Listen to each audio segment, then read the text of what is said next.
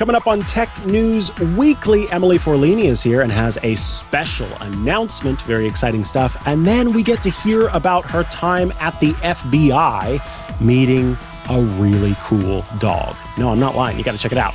I also talk about an AI that's supposed to do your homework and go to school for you. Jason Howell stops by to give us the lowdown on Samsung Unpacked. And I round things out by talking about the latest rumors on Apple hardware just around the corner. Stay tuned. You do not want to miss this episode of Tech News Weekly. Podcasts you love. From people you trust. This is Twit. This is Tech News Weekly, episode 426, with Emily Forlini and me, Mikah Sargent. Recorded Thursday, February 26th, 2026. Samsung Galaxy S26, AI, privacy, and new buds. Hello and welcome to Tech News Weekly, the show where every week we talk to and about the people making and breaking the tech news. I am your host, Mikah Sargent, and today I am joined by the wonderful, the ever-talented Emily Forlini. Welcome back, Em. Thank you so much. I'm happy to be here as we discuss. This will be my last show in several months. Oh, I'm having a baby. So I'll be out for a little bit. Oh, we are very excited for you, very happy for you, and glad that you get to take some time away. And, wish you all the best, of course. I'm sure that it will not be long before the live chat is filled with congratulations for you as well. But let us kind of keep going along here. Of course, people, by this point, you got to know how the show works. We kick things off by talking about our stories of the week. These are the stories we think are interesting and important and well worth sharing with you. And oh my goodness, I was so excited when Emily sent me the story that she planned to talk about today. So let's get it going. Let's do it. So yeah, I wrote one of the most fun features ever, which basically involved me going to the FBI to see a dog, a black lab. Hold on, I do have to ask. That's not the lead into a joke, right? Like, Emily Forlini walks into the FBI to meet a dog. What? That's amazing. It was awesome. It was so special and so rare. And we had to go through, we couldn't bring phones and we had to get all this pre-approved equipment. And so we're going through these metal detectors and I don't know, there's a visitors center, but I was like, do you guys get a lot of visitors? Because they kind of seemed a little nervous. They wanted to check all of our bags. They were like, honestly, no, we never have visitors. I feel like they dusted off some old visitor policy for us. So it was really, what's the protocol? Yeah. They were like, do we look in these bags? Who are these people? So it was really fun. But basically I went there and wrote a story about the first dog that the FBI ever trained to go out on investigations and do something humans cannot, which is smell technology. Okay. I don't know if you can smell tech. Does a laptop have a smell to you? No, I think maybe I could smell old tech, like a car engine, or something that's got a lot of iron in it, or oil, gas. Yeah, exactly. Yeah. But modern technology, no, right. I didn't know that was possible. Yeah, so our noses are so much worse than dogs. So dogs have this incredible sense of smell and they can do things with their noses that we can't. Their nostrils can point in different direction and smell two things at once. They can breathe in and out at the same time. So they have really efficient smelling and they never have to stop. And then the big thing is they just have more scent receptors in their nose, 40 times what we have. And then also more of their brain space is spent cataloging smells. So they're true smell experts. And so, so basically this one FBI agent, he was working for the Child Sex Abuse Crimes Division. And as you know, someone who's a sex offender might store media, images, videos on a thumb drive or a laptop or a cell phone. And so they were constantly missing evidence because, the human teams, they sweep the house, but if it's in the walls, if it's in the secret compartment, you can't demolish, an entire house on a search raid. Uh-huh. So they were missing stuff. And so this one agent and just a local FBI branch was like, maybe we could train a dog to smell something in an electronic because dogs do explosives. You know, they're dogs at the airport at TSA. Like, we're kind of familiar with this concept. But this was like, I think this was back in 2014, 2015. And he just submitted a proposal. Like, I don't know if this is going to work. It could be something, might not be something. Could be something. Yeah. And he ended up getting approved. And I talked to his supervisor who just said, supervisor back in the day, I contacted him and he was like, yeah, I mean, I like analog crime fighting. Like, it sounded cool. I like dogs. You know, I gave him $20,000 and that sounds like a lot, but I've had other projects I've approved where that's just the transportation budget. So I gave him the money and I said, you better make it work quick. Wow. Yeah. I honestly, whenever you said 20K, I was thinking that doesn't seem like a lot of money. I'm surprised for, the sensitivity to be there, that he was like, I know that sounds like a lot of money. I'm thinking 20K, is that even enough to be able to hire someone to train a dog for tech? So that feels like a shoestring budget to me. A little bit, and I can explain a little bit what it went towards. So they're called electronic detection dogs, and he basically went to the Connecticut State Police. Actually, had the very first one, so he was like, "I'll go talk to them," and they train these dogs, and they actually sell them for like some thousands of dollars to outside agencies. This was like way back; they had only done this once or twice before. So he goes, he gets a dog, he does a training course for 6 weeks, and then he actually is the trainer going forward. The dog comes home and lives with him his whole life. Him and his wife and his family, they train the dog 3 times a day. He has to get his friends to agree, hey, can I sign a fake search warrant to come to your house so we can come train this dog? And like local schools, like, hey, are you guys willing to help out? We're trying to train this dog. And so all day, every day, the dog never eats unless it finds an electronic, and it only eats out of his hand. So it's like a food motivation system. Sorry, and then one more time. Yeah. Did you say that the dog only eats if it finds electronics? Yes. And only out of his hand. I talked to multiple vets. It is not cruel. The dogs are not malnourished. It's not a problem. Because there's tech everywhere. Yeah. It's real established that these handlers and their dogs form really, really strong bonds. So he this hardened FBI agent actually cried multiple times during our interview, about their life together and how much he meant to her, or they meant to each other. The dog's a she, so how much she meant to him. And he just trained her, brought her on investigations. They worked on like huge cases. They helped, with all these kinds of criminals, murderers. They were on standby for Gabby Petito. Like, they had national visibility. Wow. And then the story ended a year ago almost, when the dog, after a routine search at a hoarder house of all things, apparently they do a lot of hoarder house like drug busts. Mm-hmm. Because criminals don't stash cash under the mattress anymore. They like put it in crypto on a thumb drive that this dog can find. So she goes into the house, she does her thing, they find the crypto, and then the next day she's limping. And he's like, what's going on? And, he's learned some routine medical care. He gives her a shot. His wife is like, hey, I think you need to bring Iris, the dog, to the vet. And he's like, yeah, let's just be super cautious. They go in the next day.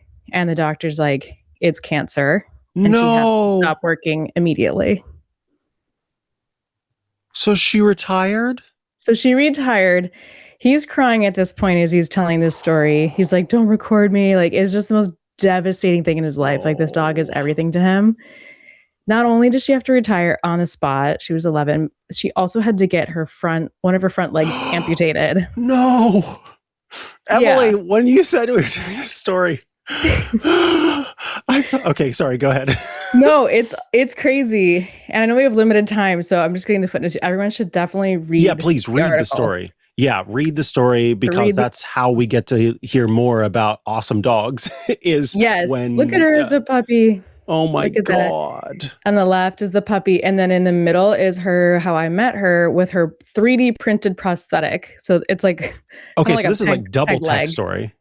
Yeah, there's tech everywhere in this story. So this dog is a 3D printed prosthetic. She has a badge, as you see in that photo. She's an official special agent, like trained by the FBI. And the one on the right is her without the prosthetic. She prefers that strongly because the prosthetic is kind of like a peg leg. It's kind of like she can hobble, but not great.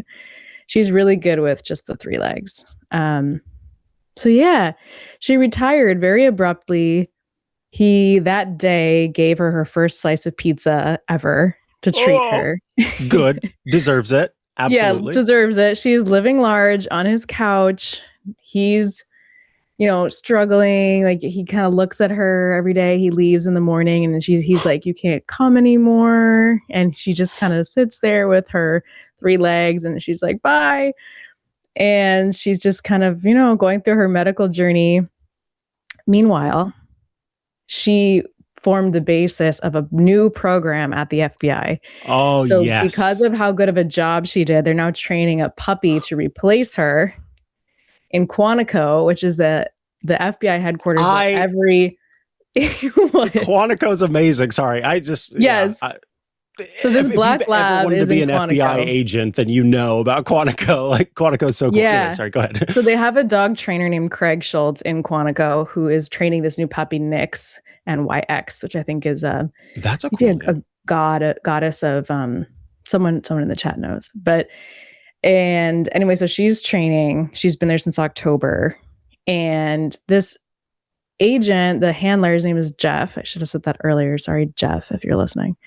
But Jeff has been really struggling if he should take on the new puppy, because even though he worked so hard to establish this program and he really proved it out, even at the highest levels of government, that these dogs were crucial assets, he formed such a strong emotional bond to the first dog, Iris, that he feels like he's cheating on her, he said. Like, that's a quote. Like, she's still alive. She's on his couch. He's like, how am I possibly going to take on a new puppy? Like, I'm loyal to Iris. I've gone through airports all over the world with her. They share one economy plane seat when they travel. Like, they are thick as thieves. Oh my God. I just love it. It's just adorable. And basically he decided he is going to take on the new puppy. And so that starts next month. Oh my God. This is, everyone listen to me. I know you heard a lot of the story, but if you don't go read the story, if you don't click on that link, I will be personally offended by your behavior, because there's we need more to hear in more there about these dogs. Yeah. And I'm sure there's loads more. I mean, you got to actually, again, the fact that you got to go and meet the dog and that is so cool. So cool. It was awesome. That's amazing. We do need to take a break while we all think about dogs and how cool they are. So let me tell you for a moment about our sponsor. First sponsor today, it's Melissa, bringing you this episode of Tech News Weekly. Melissa is the trusted data quality expert since 1985.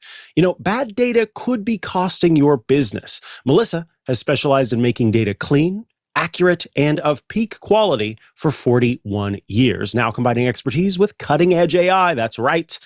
Melissa is in the AI game. Here's what that means for your business. You get address verification, where it will validate addresses globally in real time, reducing failed deliveries. You get mobile identity verification, where you can match customers to mobile numbers, cut fraud, and open SMS channels.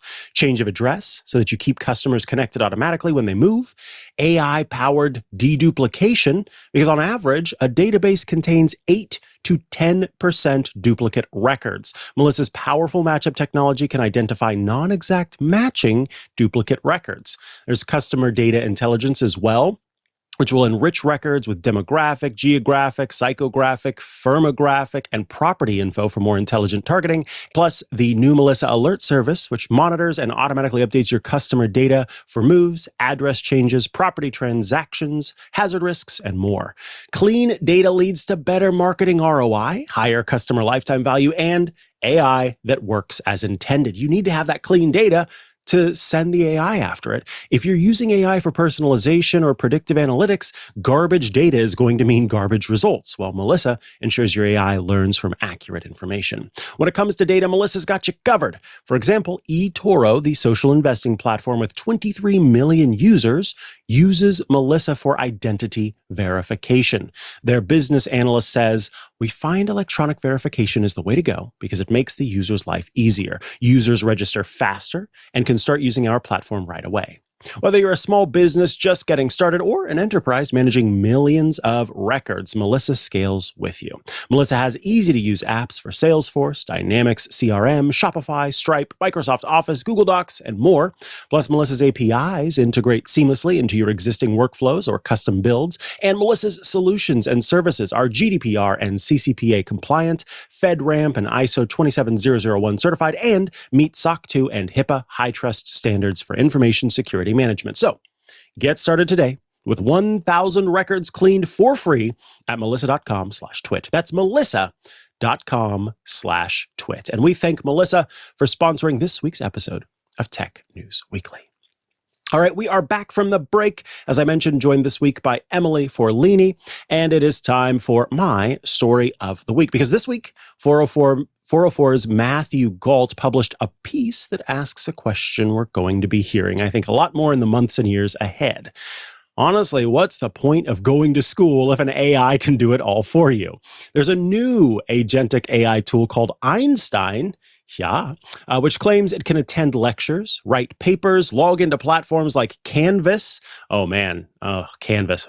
And even take tests all on a student's behalf. It's a provocative product, and the reactions from educators range from resigned frustration to genuine alarm about the future of higher education. Now, the story features perspectives from the tool's creator, as well as a Brown University dropout, or who is a Brown University dropout, as well as professors and AI experts who argue that tools like Einstein aren't just enabling cheating, they're actually exposing deep cracks in how we think about the purpose of education itself. I feel, Emily, like if I was not doing the job that I'm doing, and I wasn't doing a job that involved working with dogs, then the third job would be, or the third like career or vocation would be something to do with learning about learning and learning about teaching. I think it's so fascinating. You'd be so great at that. You'd be a great teacher or just really educator. Nice. Yes. But like what it's talking here, this idea that it's exposing deep cracks in how we think about the purpose of education itself. I think about all the way back in school when someone would get frustrated in math or would get frustrated in another more sort of black and white type of learning. And the common thing you would hear is, why do I need to know this? I'm not going to use it later in life, right? That's all, like, as long as education has existed, that has always been something that is, brought up. And it does make me think about how at one point, education truly was so often just surrounding memorizing things. Can you remember something and bring it up again when it comes time to take a test? And as we have become more connected and as we have the world's breadth of knowledge in our pockets, education has somewhat changed, but I think not to a degree that it has needed to. And now you add AI on top of it, and I feel like even more so, we're getting, on the Richter scale level cracks that are showing up. And I just find that fascinating because at the same time, I think about what happens if we're in a situation where you don't have access to those things. Who has the skills? Who has the memory? And how long will that continue to be the case? You, as it's been announced now, are going to have a child.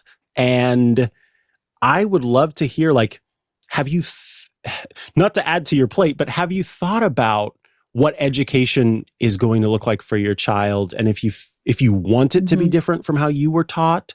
And yeah, that's fascinating to me. Yeah, it's a very interesting topic. And I actually just wrote, do you remember that Something Big is Happening viral post from a couple weeks ago? I actually don't. I'll put a link to it, but it went like crazy on X and LinkedIn and like everything about how everyone needs to rethink everything and all the jobs are going to be automated. And, this is the same stuff. For whatever reason, this one really, really hit and a lot of people read it. And my reaction to it was actually that it made me really value my liberal arts degree, which is kind of a new feeling because, of course, for the past 10, 15 years, it's been hammered into every liberal arts major. Like, why did you do that? You should have learned STEM, right? Yes, absolutely. And now the guy who wrote this post is a software engineer. And a lot of people in software engineering and STEM are kind of wondering what the future of their field is. So the tables have really turned. And I think that the whole thing has really clarified my opinion on education, which is that you really need to be learning how to think, which is how I was educated. And that's like the point of liberal arts. I think some memorization is good as well. Like you kind of need to know history to some degree, but I totally agree with you. It should be mostly about how does your brain put two and two together? How do you wire concepts? How do you think through problems? How do you distill this from that? And I feel pretty clear about that. So I just think the whole AI thing has made that more apparent to me. Yeah, I love this. I 100% agree. Learning how to think, learning how to research, learning how to solve problems that aren't based in just there's one answer to it is critical. And how to argue against yourself, how to argue, just these things that like we've lost. I just think are showing so much value. Yeah, I absolutely agree. To kind of go in a little bit more on this tool, again, it was created by someone who went to Brown and dropped out. And honestly, it's not even being ashamed of what it is. The website literally says it'll attend lectures, write papers, log into edtech platforms like Canvas, participate in discussions.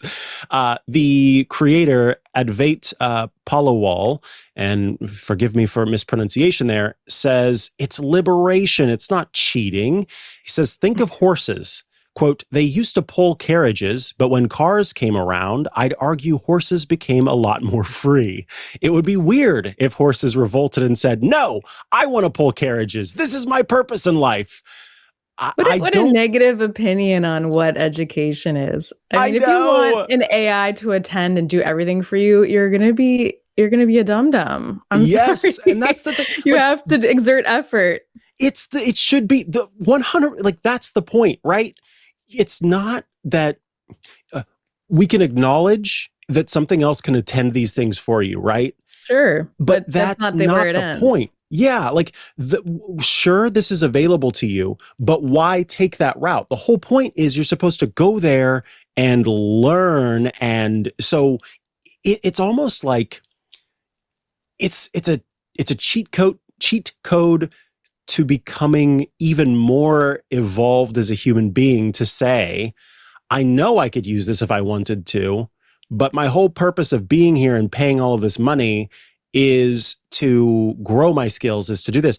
I guess that's not the case for some people. They're there to get the paper.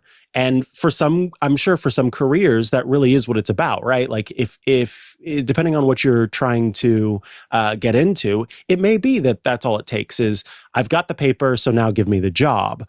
But there's, a lot going on here. One of the professors, there's an English professor at the University of Virginia, and is actually part of a group called the Modern Language Association's Task Force on AI Research and Teaching, which is a mouthful and odd from an English professor who could make a choice to make that better.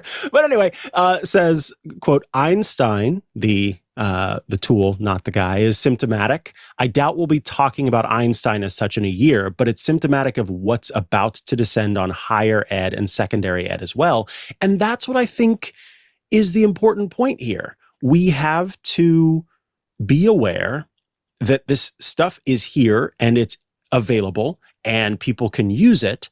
So let's stop getting stuck in these patterns of, well, this is the way we've always done it, and go, we have to rethink some level of what of what the value is of teaching. And I think it's kind of what we're talking about here, that there needs to be more advocacy around this idea of what it means to have these skills and become more versatile and capable, as opposed to what it is right now, which is looking at education as a transaction. You pay the money, you go to school, you get the paper, and you get the job, and that's it. That's not what my experience was as a, liberal arts attendee as well. Like it was about so much more than that. And it was almost in many cases about the experiences that I had outside of the classes and in the different, opportunities to try different versions of the work that I did. So yeah, it seems misguided. Yeah. At least the way the article is written, I don't know if they're trying to portray the tool as just being misguided, because it certainly sounds like it is. And I think if there are things the AI can do that it does it well, like, so yeah, Canva, that variously Canvas or Canva, I forget. Canva. Oh, Canvas is the school thing, but Canva is the design. Okay, the school thing. So it's like, a system where you get your assignments. Okay, let's say you have to go in the system and press complete. If an AI can do that, great, that's fine, but that doesn't mean you check the box on your education. You should now use that time to do something else. Yes. So ooh. It's not that the AI, it's not a box to be checked. It's not a finite box. It's like an ever expanding, you should always be learning if you're in that portion of your life. So that's why I just think the whole thing is misguided. I don't know why they would say, oh, we figured it out. It's done now. Like, education's always evolved. Yeah, I agree. It's, and I think it's going to continue to evolve. And I should be fair to some educators who have caught that this is something that needs to be looked at and paid attention to, in the sense of, okay, let's, instead of trying to run kids away from these tools, let's turn toward them and look at how they can be incorporated, how we can use them, how we can teach students to use them, how to continue the work of thinking critically and move from there. Some last notes about it. This is a really good piece over from 404 Media. And there are some different solutions that apparently have worked whenever it's come to this. One teacher talked about how devices being removed from the classroom entirely have made it possible for students to sort of not rely on these tools so much and learn the skills of reasoning and logic and work from there. And then also, I think an important aspect, we as humans have had years of experience sort of almost at the evolutionary level, like it's so deep down inside of us, where oration and communication is such a huge aspect of learning and understanding. And if you're talking to an AI and you're not sort of like participating in discussions and as you talked about, participating in arguments with yourself and with other people, if you don't learn those skills, I don't know. Good luck. I don't know. Good luck. I don't know what you're gonna. I don't know how you're going to navigate the healthcare system. Oh my God! Yeah. Maybe you'll ask Claude or something. But yeah, the advocacy that you need there. Oh my. You need to be able to. You got to be functional. Like, you can't do everything with an AI. But yeah, I think moral of the story, basically, you and me are going to take over the world. Woo! Let's do it. Let's do it. In some. Yeah, in some aspect, and in a very good way. It'll be fine. It'll be fine, everybody. Yeah. Relax. Emily, I want to thank you so much for taking the time to be here today. Obviously, we are sad that you won't be able to join us, but very, very happy for you and excited for you. Wishing you all the best. Think about nothing that stresses you out while you're away. If people would like to keep up to date with your work, though, and check out that dog story, as I threatened everyone, where do they go to do that? You can find me on, I'm a little bit of like a TikTok push right now. So Emily Forlini. So I think TikTok and Blue Sky are where you'll get most of my thoughts if you want to keep in touch that way. And then, of course, at PCMag, you can find my work. One of my maternity leave projects is going to be writing more on my personal website. So maybe if you follow me, you can start getting links to some juicy dirt that I'll be posting there, the good stuff. But yeah, you guys got my official public announcement. So I hope you feel special. This was it. Yeah, everybody I hope feels special because that's very, very exciting. Thank you so much, Em, and we will see you again later on down the line. Yes. All right. Have a good day. Bye-bye. Alrighty, folks, we're going to take a quick break before we come back with my interview this episode. Joining us to talk about Samsung Galaxy Unpacked very soon is Jason Howell. But let me tell you about ThreatLocker, bringing you this episode of Tech News Weekly. Ransomware is harming businesses worldwide, but ThreatLocker can stop it before it starts. Recent analysis from ThreatLocker shows how one ransomware operation, Quillen, surged from 45 incidents in 2022 to more than 800 in 2025. ThreatLocker's Zero Trust platform takes a proactive, deny by default approach to block every unauthorized action, protecting you from both known and unknown threats. ThreatLocker's innovative ring fencing constrains tools and remote management utilities so that attackers aren't able to weaponize them for lateral movement or mass encryption. ThreatLocker works across all industries, provides 24/7 US-based support. It supports Mac environments and enables comprehensive visibility and control. Emirates Flight Catering is a global leader in the food industry with over 13,000 employees. ThreatLocker gave full control of apps and endpoints, improved compliance, and delivered seamless security with strong IT support. The CISO of Emirates Flight Catering had this to say: "The capabilities, the support, and the best part of ThreatLocker is how easily it integrates with almost any solution. Other tools take time to integrate, but with ThreatLocker, it's seamless. That's one of the key reasons we use it. It's incredibly helpful to me as a CISO. Trusted by global enterprises such as JetBlue, Heathrow Airport, the Indianapolis Colts, and the Port of Vancouver, ThreatLocker consistently receives high honors and industry recognition. It's a G2 high performer and best support for enterprise summer 2025. PeerSpot ranked #1 in application control, GetApp's best functionality and features award in 2025. Visit threatlocker.com/twit to get a free 30-day trial and learn more about how ThreatLocker can help mitigate unknown threats and ensure compliance. That's threatlocker.com/twit. And for a limited time, you can use code ZTWTWIT26 to save $200 off registration for Zero Trust World 2026. Get access to all sessions, hands-on hacking labs, meals, and an after party. The most interactive hands-on cybersecurity learning event of the year is happening March 4th through the 6th in Orlando, Florida. Be sure to register with code ZTWTWIT26. That's ZTWTWIT26. Thank you so much to ThreatLocker for sponsoring this week's episode of Tech News Weekly. All right, we are back from the break. Samsung kicked off 2026 with its Galaxy Unpacked event in San Francisco, and there was no shortage of news to come out of it. From new hardware to a wave of AI-powered features, honestly, there's a lot to unpack. Joining us today to talk about it is Android Faithful's own Jason Howell. Hello, Jason. How's it going, friends? So good to see you again, Micah. It's good to see you too. Always a pleasure to see you. Always a pleasure to hear you. Great to talk to you. Yes, indeed. So very exciting. Samsung just held its latest Galaxy Unpacked event in San Francisco. I was hoping you could kind of walk us through the big announcements. Give us a sense of what Samsung may have been trying to accomplish with this event overall, given that we've got, I believe, like Mobile World Congress right around the corner, right? Yeah, one of those events. Yeah. No, Mobile World Congress. You're right. I think it starts in a couple of days. It's a crazy time. There's, if you're in the smartphone world, you're pulling your hair out at this point because it's just so many things stacked.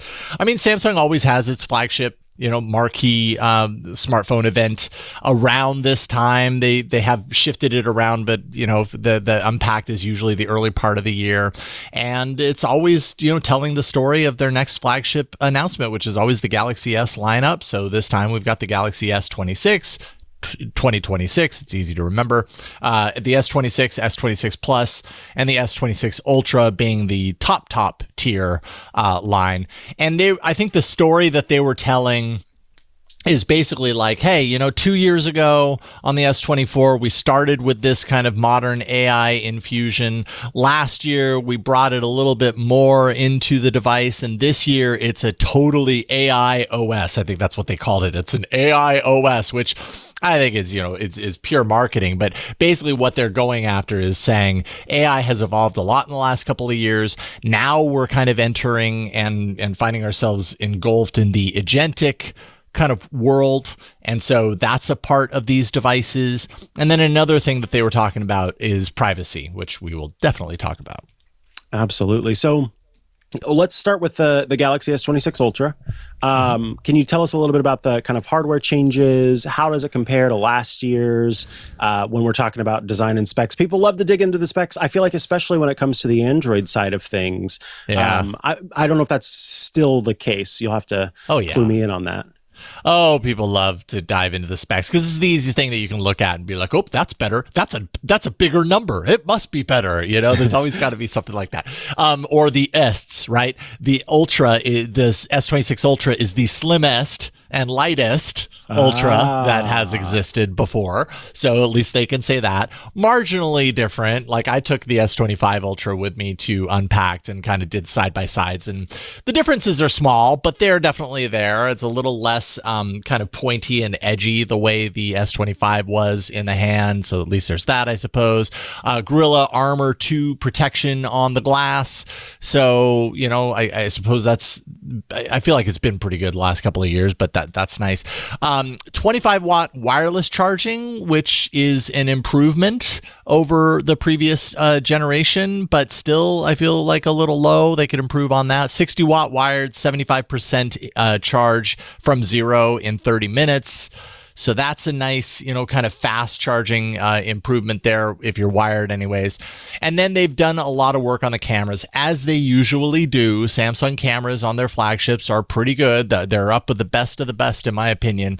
200 megapixel f1.4 aperture. And I think that's changed on the main from, I think, a 1.7. And basically, what does that mean? It means 47% more light. And in fact, all of the lenses, all of the cameras on this phone got an improvement to their light efficiency, which makes all of them really great in low light performance. And I definitely tested that out. That was really impressive. Also, the Ultra is a high performing device. They're thinking of it as their highest performing device. And so they put a redesigned vapor chamber inside, larger to kind of keep it cool so that it can do all of those things that you might do if you are a high performance Android user, I guess. And that's $1299.99 is the cost, so $1,300. Now, this is kind of moving over to I guess it's sort of software-ish, but I think a standout feature and something that I think it might have even been John Ashley, but it could have been somebody else. I remember somebody saying ahead of Unpacked that there was something called privacy display. What is this? Like, what's all going on there? Yeah, no, privacy. I did really bury the lead because I knew that you were going to ask about privacy display. So I let you ask it. This is definitely the marquee feature. This is the thing that you're probably going to see most people who are covering this talking about at great length. And I think it's really funny. Micah. I think this is really funny because the technology is really impressive. Don't get me wrong. What is it? It's a privacy feature that's meant to make it so that when I'm looking straight on at my display, I can see everything. But if you're looking at my display sitting next to me on a subway, you can't see it, or you mostly can't see it. It's obscured for you. It's like darker and the text kind of disappears. And the technology is actually really cool. It's like they've got regular pixels that do their widespread, which is what they've been working on for a long time with our displays to make it so that we don't have fall off. And then they've got these kind of like narrowized if that is a word, pixels that only shoot forward for the most part. And there's a few different kind of like sensitivity settings, so you can have it be more narrow or less narrow. But the idea is that you can switch this on demand, or you can assign it to a particular app. So you say, anytime I'm using messages or anytime a notification comes through from my bank account, that particular portion of the screen gets the narrow display. Wait, and that seems kind of cool. It's super cool. It is really cool. I think what's funny to me is that we have spent the last 20 years in smartphones and phones going, off-axis viewing that falls off and it doesn't look good from all angles is bad. That's true. Now we're at this point where we're like, oh, off-axis viewing is good. But, you know, yes. I want to say, you're right that we are doing that. Yeah. But if I'm curious if you feel the same way. If you look around at the people you know who are not super techie, I know for me, anecdotally, almost all of the people, almost all of like my family members buy those screen protectors that make it so that if you're standing to the side of them, you can't see what's on the screen. So I wonder if this is, and I use normie in the best sense of the word, if this is like really targeting normies who would otherwise be putting a screen protector on that added this privacy feature. I think you're right. And by the way, don't misunderstand where I was headed with this, which is not, oh, this is so lame and yet everybody thinks it's so cool. I just find it interesting that we have moved, that technology works in these circular kind of patterns, right? Yeah. And that now we're at a point where the technology is powerful enough that we can determine when and why and what the scenario is where the display does that. And that's really the big difference. It's not a matter of this display technology is just poor in the way that it's developed and so you can't see it off axis. It's, you can see it off axis until you decide you don't want to. Or you can see it off axis until you decide that this one particular, like the whole notification being the only thing that does that, like that's friggin' cool. That is very cool. That is what I want my technology to be able to do. That is super cool. That's the specificity that takes this out of, oh my goodness, we're totally, stepping backwards in time, and brings us more to, it's reminiscent of the past, but it's also the future. It's a really cool feature to see in person as well.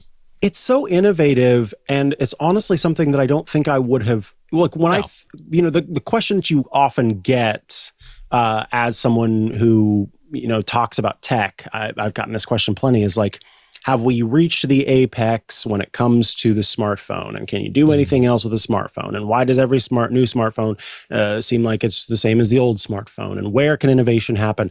I don't think I ever would have thought of this as innovation. I don't think I would have thought of this as an answer to that. And I love that even more, because hearing about it makes me go, that is such a cool idea. And again, what you talk about with the specificity of what you can do with that privacy, that's just so neat. Good for Samsung, honestly. Yeah, I mean, there aren't many features that come out where you're like, oh, I never considered that one before, and are truly a surprise. And this was one of those rare times where that kind of happens. I do wonder, is this the sort of concept that trickles down in the next couple of years, or is this truly unique to Samsung's phones? And I don't know, it's a great idea. You have to imagine others are going to look at this and go, oh, we want to do that too, at least in the Android space. Well, I realize we're running out of time here, so let's keep keeping along.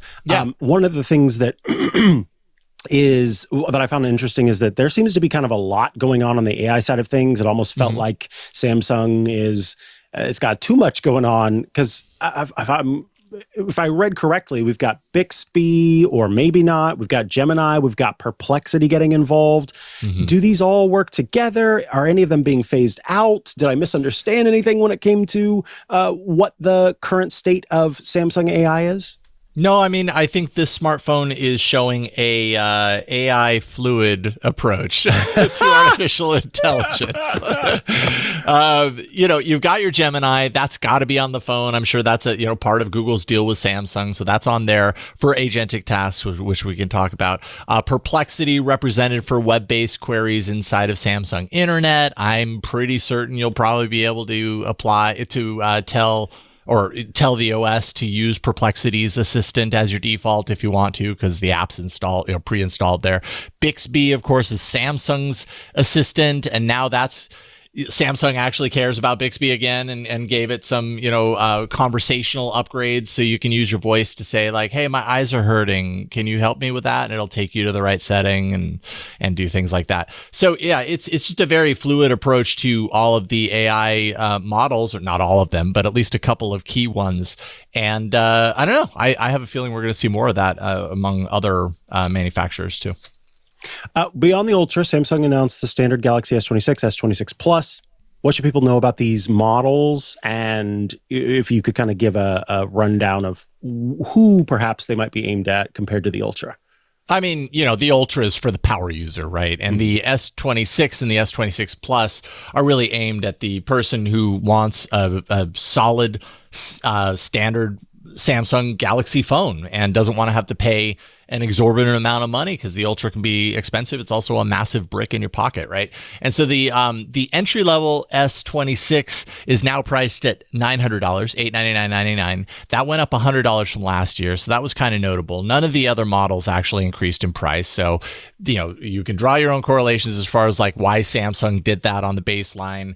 Does it have something to do with memory shortages, or who the heck knows? But that is the case. You got Victus 2 coverage on the front and the back. Both of the cameras are both of the phones are very similar. It's just the Plus is a little bit larger, a little bit taller, same camera system, 50 megapixel main, 10 megapixel 3x optical back there. Both of them have wireless charging. It's just that the Plus is 5 watts more. It's 15 watts to 20 watts wireless charging. They're very similar to the Ultra. I mean, all of the designs look very similar, let's say. It's just these, and these have also the same Snapdragon processor. So incredibly capable, just kind of meant for less of the power user and more for, do you want a smaller phone or do you want a larger phone? That's your pick between these two, basically. Got it. Now, I know you didn't get a chance to actually wear these, but Samsung did refresh its earbuds lineup with the Galaxy Buds 4 and Buds 4 Pro. Can you just tell us about what are the improvements there over what's already been offered? Yeah, I mean, anytime they come out with the new buds, it's obviously clearly the kind of primary motivation is to improve the sound quality. And like I said in our pre-show, and like you just mentioned, I didn't get a chance to check it out myself, and I wish that I had, but I just ran out of time at the event. So I can't attest to the improvements in sound. I know that they were talking about the design being allowing for more of a bass response through the channeling of the new design, but it is a new blade design. Definitely looks a little different. Definitely has kind of like a little bit of a metallic quality to it that you're either going to love or you're going to hate. Flatter charging case with a see-through top. My understanding is that a lot of the demo units at the event had lots of scratches on that plastic top, that see-through top. So keep that in mind. More high-res audio support. So 24-bit, 96 kilohertz high-res audio using Samsung's seamless codec. And an improved AI-driven noise cancellation system, $249. I'm missing a price because there are two of these. There's a Buds 4, which is a semi-open design, so it kind of rests on your ears, not in deep inside. And then the Buds 4 Pro seal with rubber tips. So that's kind of what you're getting. You get that sealed off effect with the upgraded. Nice. And last but not least, Google. Hi, Google. Did make some announcements at Unpacked. Agentic AI features for Gemini. What stood out to you? And did we get a hint, perhaps, at the future of Android? Well, I mean, we definitely did. And I mean, that's starting with the S26 series, which is the agentic stuff, agentic actions on mobile. That's definitely the standout of what Google was showing off. And, a big part of Samsung's kind of offer of AI on these devices. This idea, and it's kind of like an early beta right now, but this idea that instead of, calling your rideshare or ordering your food manually, you could just assign it to an agent, and on your device in real time, that will happen either in front of you if you choose, or behind the scenes with a little pill that tells you it's running in the background. And, I keep calling 2026 the year of like the agentic AI, even though some people might have said that was last year, but I think this is the year where it gets really serious. And that's kind of what we're seeing here. Rolling out to the S26 first, and then also coming to the Pixel 10, and then we're probably going to see this on a lot more phones. So I know that that's really important to Google. That gets their Gemini really integrated on a deeper level and shows off just how much wonderful things they've been creating in the world of AI and why everybody needs to respect them in that realm. And then also there's Circle to Search getting an improvement, which allows it to not just detect a single thing in an image, but like if you have an entire outfit and you want to price the fit entirely, you could circle it and it will pull out all the elements and find you the fit, which is kind of neat. Yeah. Jason, I want to thank you so much. I know Unpacked, there was a lot to unpack. Always is. Really cool to get to chat with you about especially the privacy display features. If people would like to keep up to date with the work you're doing and follow you online, where are the places they should go to do so? Well, Android Faithful is a great podcast that's related to this. We were at the event, me and Florence Ion. We did a part of the episode there. And so you can get our kind of hands-on with some of these devices by going to androidfaithful.com. And then this morning, or really late last night, I published my video from Samsung Unpacked. Go to YouTube, search for Jason Howell. You'll see my video that focuses on the Ultra and the privacy display that we talked about earlier. Beautiful. Thank you, Jason. Thank you. Great to see you. Good to see you too. Have a good one. Bye. Alrighty, folks, let's take a quick break so I can tell you about the next sponsor of Tech News Weekly. This episode brought to you by Pebble. Here's a question. Are you hiring in another country right now? Because once you do, things can get complicated real quick. But that's where Pebble can help, because you can send offers to anyone in the world in minutes and get them onboarded fast. Pebble is an AI-powered global human resources platform built for founders, HR leaders, and operators who are hiring and supporting teams around the world. Now, Pebble helps you hire, pay, and manage talent in more than 185 countries with fast onboarding that can be done in minutes. Instead of juggling separate tools for contracts and payroll and benefits and compliance, Pebble brings everything together with built-in guidance and local expertise to support you. This is especially helpful if you're managing teams internationally or planning to grow. The fastest growing companies in the world use Pebble to stay organized and reduce risk, and founders use it to scale faster without having to become HR or compliance experts. Rated #1 in compliance on G2, the customer testimonials speak for themselves. For example, Page needed global talents to align with its bold mission as a digital diagnostics company revolutionizing cancer pathology with AI. Page's VP of Finance and Operations said, "Over the past year, we've doubled, if not tripled, our global headcount. That growth has been largely thanks to our partnership with Pebble." Bottom line, it simplifies global people operations, so you can spend more time growing the business and supporting your team. Pebble's new standard discounted pricing at $399 USD per month per employee helps you contain costs. Go to HIPEBL.ai, HiPebble.ai to get a free estimate. That's HIPEBL.ai for a free estimate. HiPebble.ai. Thank you so much to Pebble for sponsoring this week's episode of Tech News Weekly. All right, back from the break, and I want to quickly wrap things up with a little bit of a recap of my favorite Mark Bloomberg, Mark Gurman, who has the rumors on Apple's latest. This week, Gurman has been on a roll with Apple Scoops, giving us a detailed look at what Cupertino has in the pipeline, and frankly, there's quite a bit coming from the company, rumored to be coming from the company, reportedly coming from the company, from a long-awaited touchscreen MacBook Pro that's bringing the iPhone's dynamic islands to the Mac, to a trio of new AI-powered wearables, including smart glasses, a wearable pendant, and camera-equipped AirPods. Apple appears to be making some of its biggest hardware moves in years. So Let's talk about what has been reported. First, the touchscreen Mac. Yes, that thing that we've heard that was not supposed to ever happen seems to be happening. After years of Apple executives publicly dismissing the idea of a touchscreen Mac, do you remember?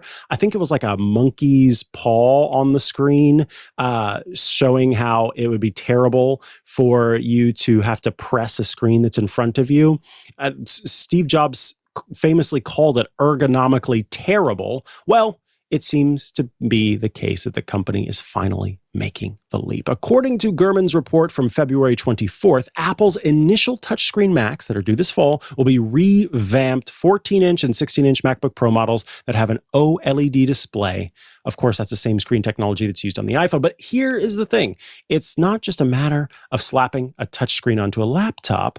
Gurman reports that the Mac will get a refreshed, dynamic user interface that can shift between being optimized for touch or traditional point-and-click input, so that customers can use touch as much or as little as they want, and then go back to the point-and-click approach. That's super important, because if there's one thing I have heard from other Apple pundits, it's that what are they going to do to make macOS work for touch? Because you would have to change the touch targets, and you'd have to do this, and you'd have to do that. There's a lot of hand-wringing around it, right? So being able to kind of switch between those interfaces is very important. I am most excited to hear about the dynamic island coming to the Mac. It is one of my favorite features of the iPhone, and so hearing about it on the Mac is pretty cool. It'll reportedly feature the iPhone's dynamic island at the center of the display. It will hold the camera and display contextual software information, and it's supposed to be built around this sort of hole punch-sized cutout for the computer's camera, smaller actually than the pill-shaped notch on current iPhones. Planning a redesigned dynamic island as well for the iPhone 18 Pro and 18 Pro Max that is similarly smaller. When it comes to the interface, users touch a button. If they go to touch a button or a control, the interface is going to bring up a new type of menu that actually surrounds the finger and provides more relevant options for touch commands. So again, it gives users the controls that make the most sense based on whether they're touching or they're clicking. The software is also reportedly going to display contextually appropriate controls based on the user's prior actions. So if a person taps an item in the menu bar at the top of the screen, those controls will enlarge to be more easily selectable with a finger. You can kind of think about iPadOS in that case, where the touch targets for the stoplight buttons, close, minimize, and maximize, are larger when they need to be. And then standard touch features like fast scrolling, pinch to zoom for images and PDFs, emoji selection during text input, all present. Now, that said, there won't be a focus on touch-based typing. So an on-screen keyboard, not sure, but why would you need one when you've got that physical keyboard right in front of you?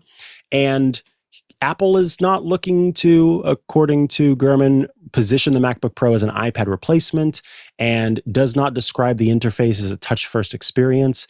It's supposed to be kind of another option for you, an enhancement for you on top of the current experience.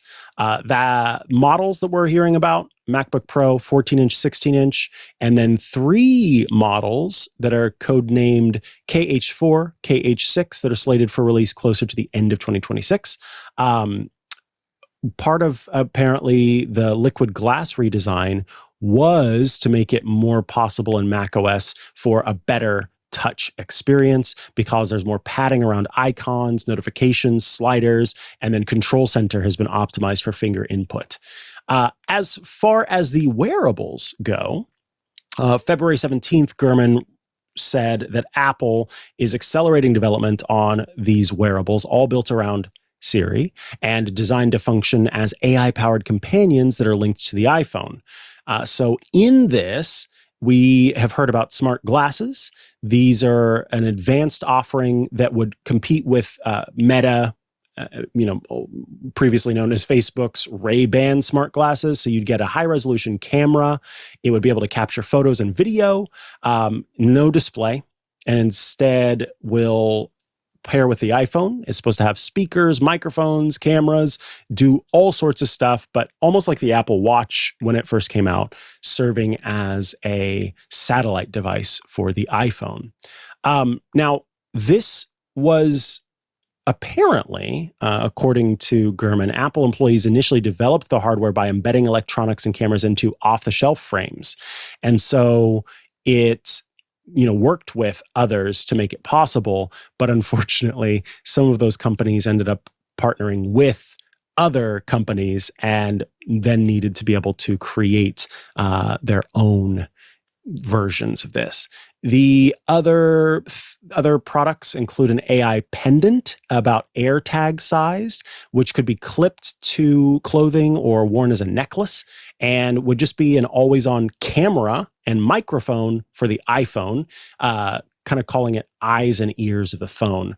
It's supposed to be, again, an accessory that goes with the iPhone, so there's no, projector, there's no display system on it, and is closer in computing power, according to Gurman, to AirPods, not closer to an Apple Watch. It's just there to serve as an extra accessory that would give it more, ability to see things. Now, that said, the pendant is, according to Gurman, in the early stage, could be canceled.